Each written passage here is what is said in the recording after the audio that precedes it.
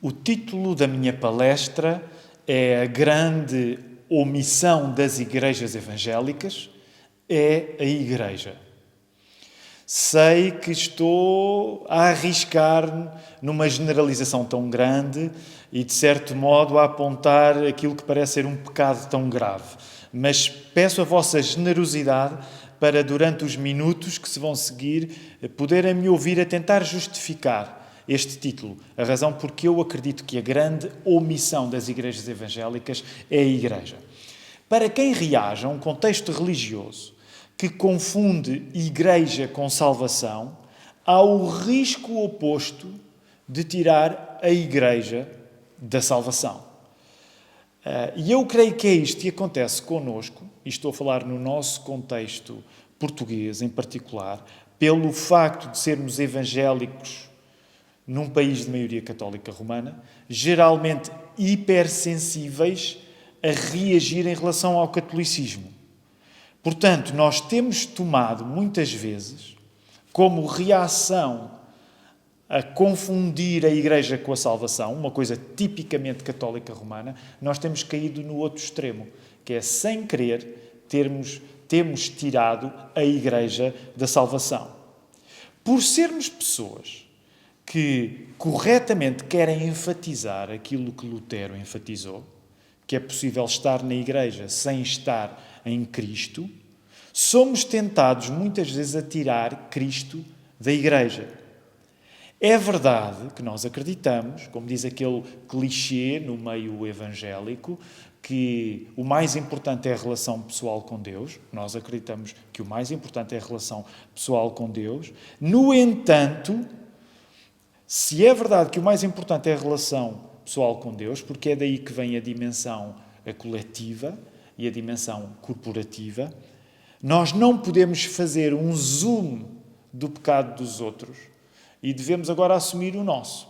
E é por isso que escolhi este assunto, porque acredito sinceramente que uma das coisas mais difíceis de nós falarmos no ambiente das igrejas evangélicas em Portugal é precisamente na importância da Igreja.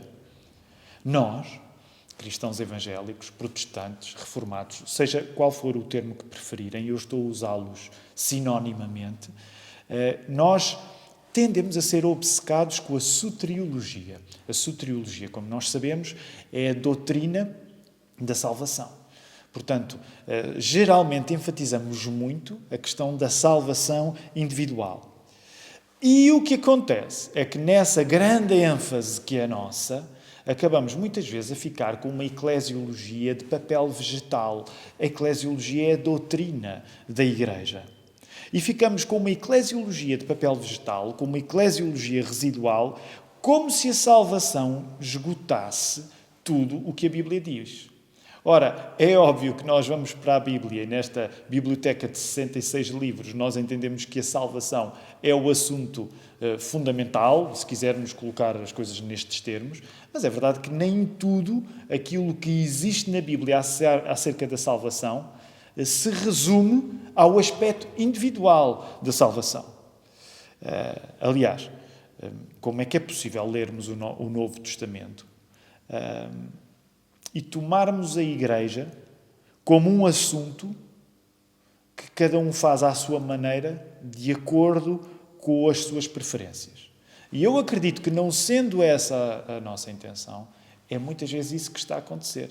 Nós, quando o assunto é a Igreja, achamos que cada um pode fazer à sua maneira.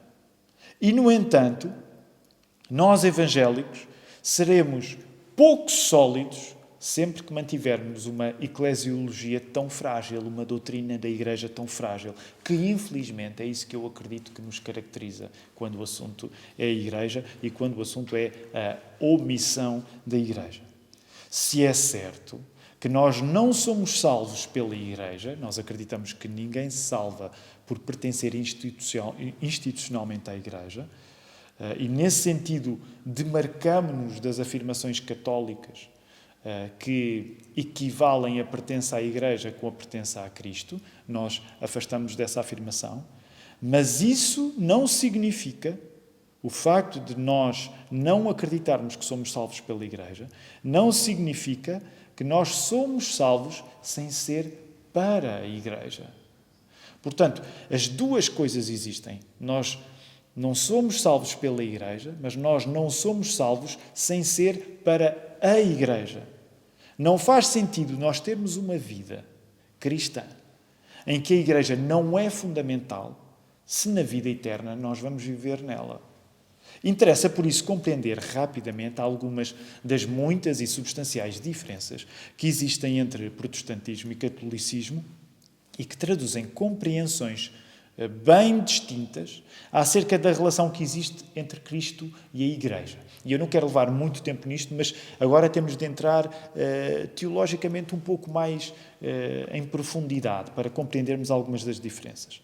Vou fazer simplificações grandes. Em grande parte, o catolicismo olha para a Igreja como a continuação de Cristo. Portanto, não há uma grande separação entre Cristo e a Igreja. É verdade que Cristo está, desde que ascendeu, à direita do Pai. A Igreja Católica também acredita nisto. Mas no catolicismo, a continuação da encarnação de Cristo é a Igreja aqui e agora. O protestantismo tende a ser mais sensível àquilo que é diferente entre Cristo e a Igreja. Novamente, simplificando muito. Roma cai para as harmonias, para aquilo que é harmonioso entre Cristo e a Igreja, mas nós, protestantes, tendemos a ser sensíveis às rupturas também. Num artigo fascinante que eu vos recomendo a poderem ler mais tarde, ele está em inglês, no site The Vatican Files, de um teólogo italiano, Leonardo De Chirico. Ele é pastor batista numa igreja em Roma, na Itália, e ele escreveu um artigo fantástico chamado O Enovoamento das Distinções do Tempo no Catolicismo Romano. E eu agora vou ter de dar um mergulho rápido nesta tese, que pode parecer um pouco complexa, mas eu peço, acreditem, fiquem comigo.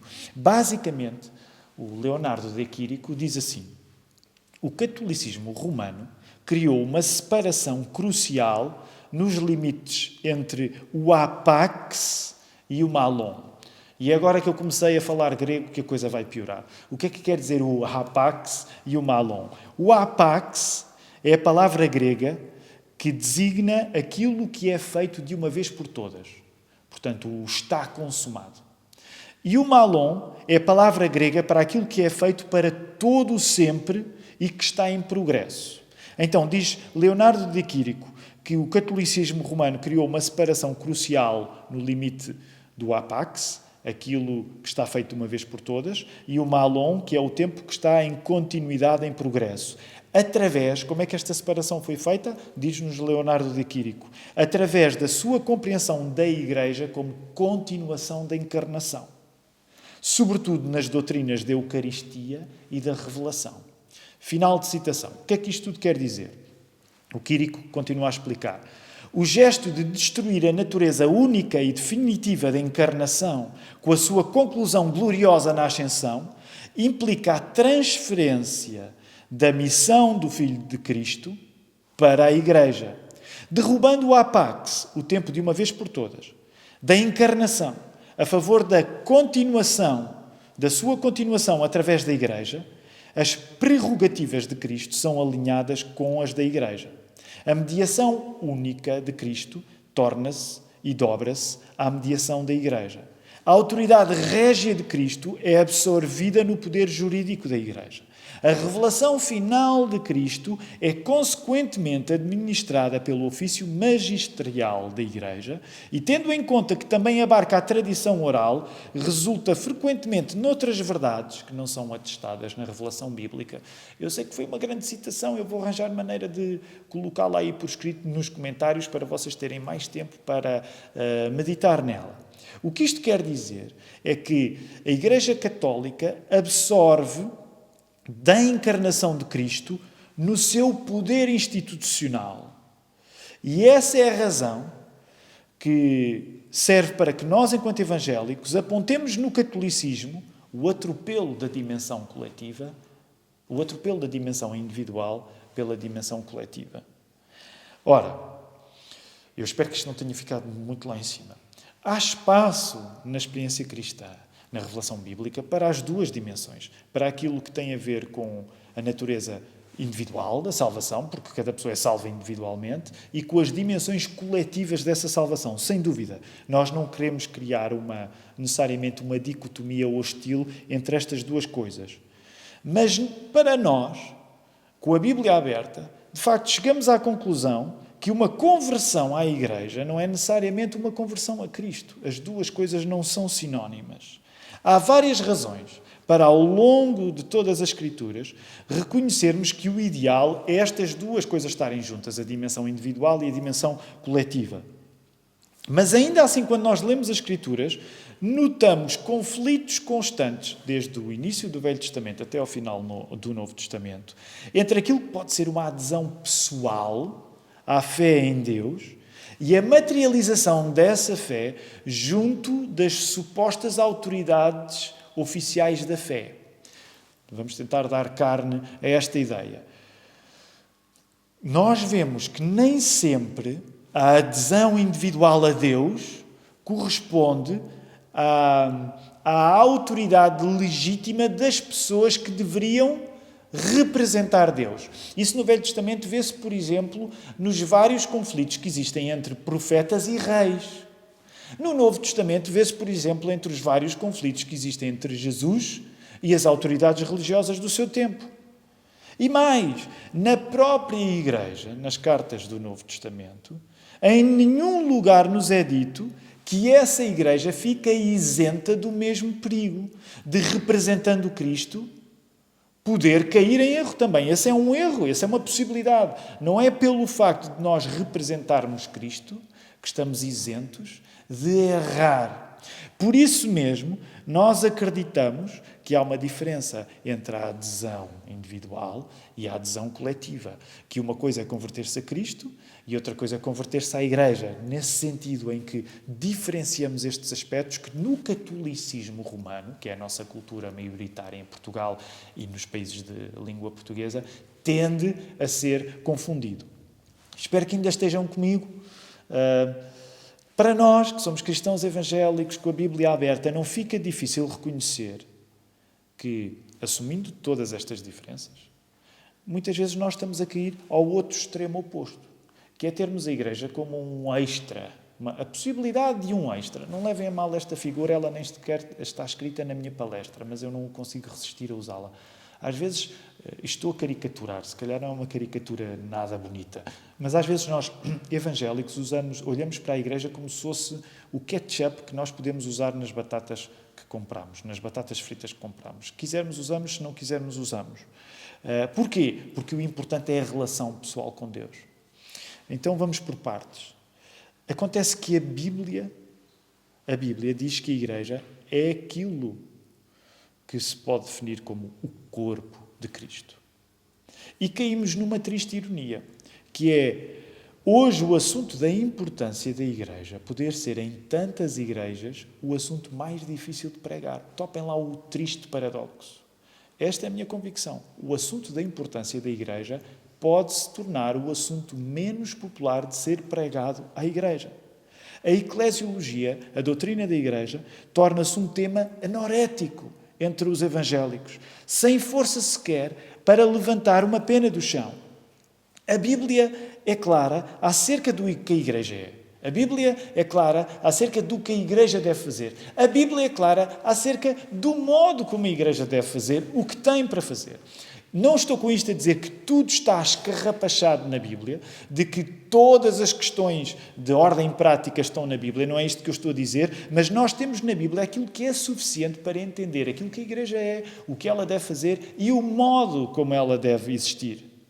Logo, neste sentido, não é de estranhar, permitam-me esta opinião, não é de estranhar que haja uma nova geração de cristãos evangélicos que se esteja a apaixonar pelo catolicismo romano.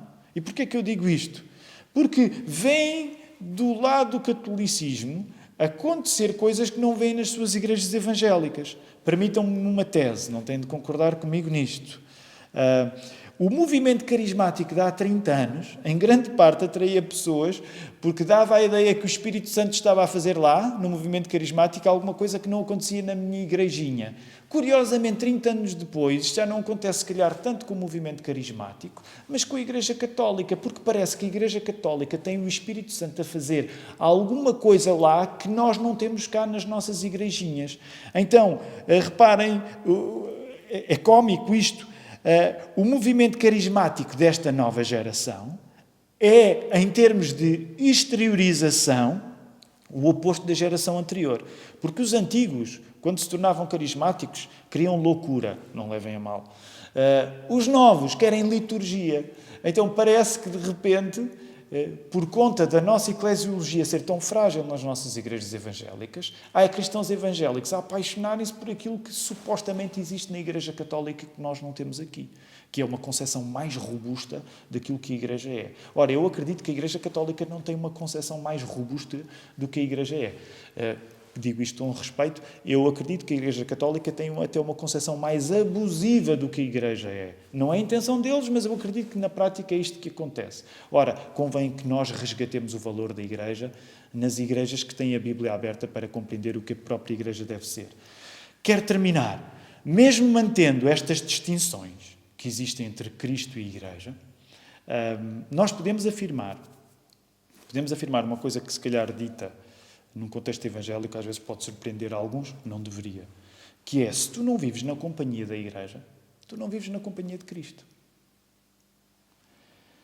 Se a nossa comunidade cristã local não nos acompanha, deixa-me usar a imagem do Salmo 23, podemos crer que vais passar pelo vale da sombra da morte na companhia de um fantasma e não com um pastor palpável que nos fará atravessar esse vale da sombra da morte.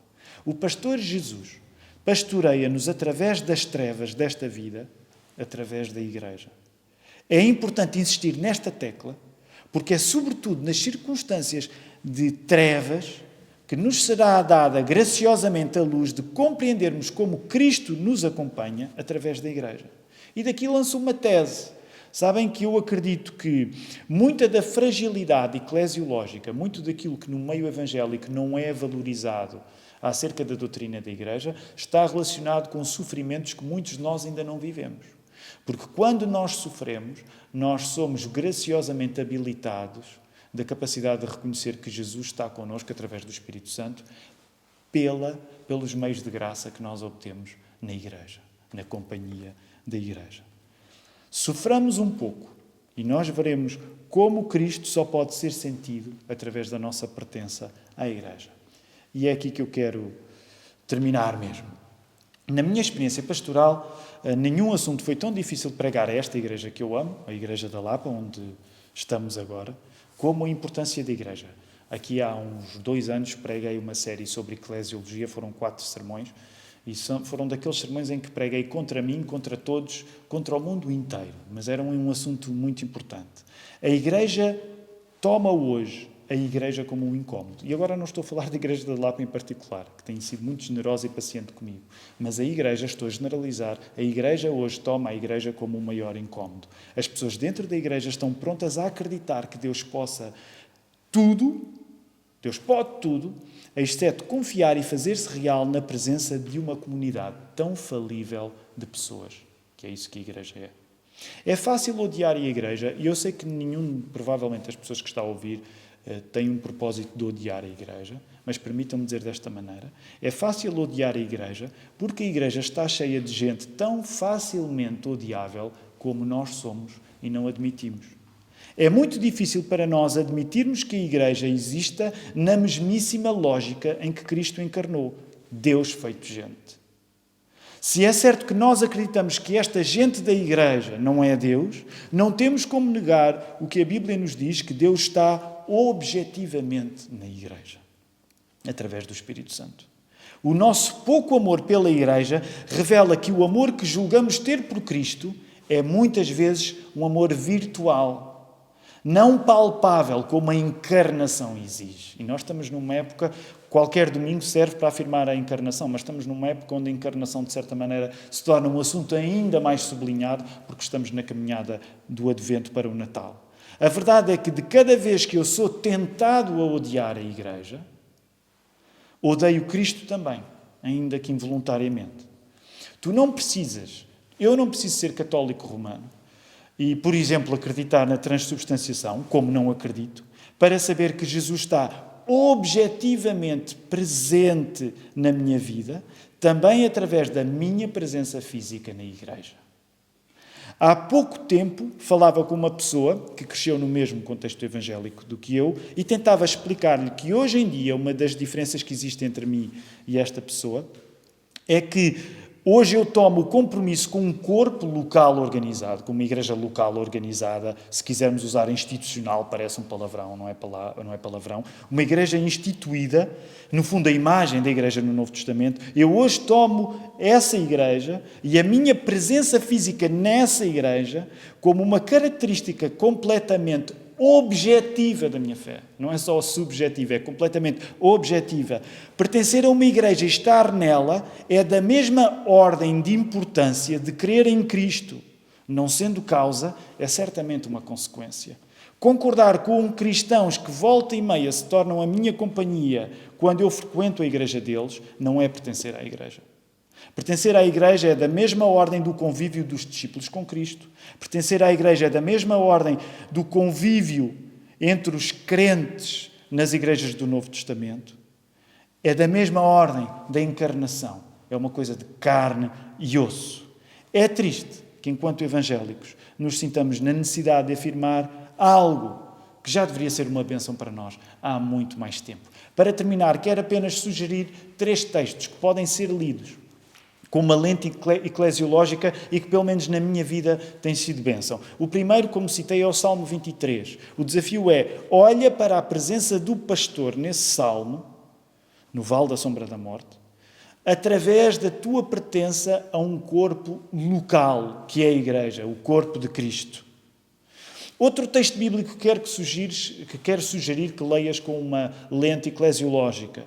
Gálatas, capítulo 1, versos 6 a 9. Depois terás tempo para ir lá. Reconhecendo, olha para esse texto, reconhecendo que pastores de uma igreja local, fundada apostolicamente, Paulo fala acerca de Paulo, a origem apostólica da igreja na Galácia, reconhecendo que uma igreja, mesmo que tenha sido fundada apostolicamente, pode afastar-se do Evangelho. É por isso que Paulo usou palavras tão duras quando disse: se vier eu a alguém e pregar outro Evangelho, vá para o inferno. É isso que anátema quer dizer. E por último, lê com uma lente eclesiológica, primeira carta de Pedro, capítulo 1, 23 a 25. Admitindo que a nova vida que a fé cristã te dá depende da pregação de uma verdade divina e eterna. É a sola Escritura o verdadeiro fundamento eclesiológico. Estarei disponível para conversarmos mais um pouco acerca disto, já na live. Deus vos abençoe.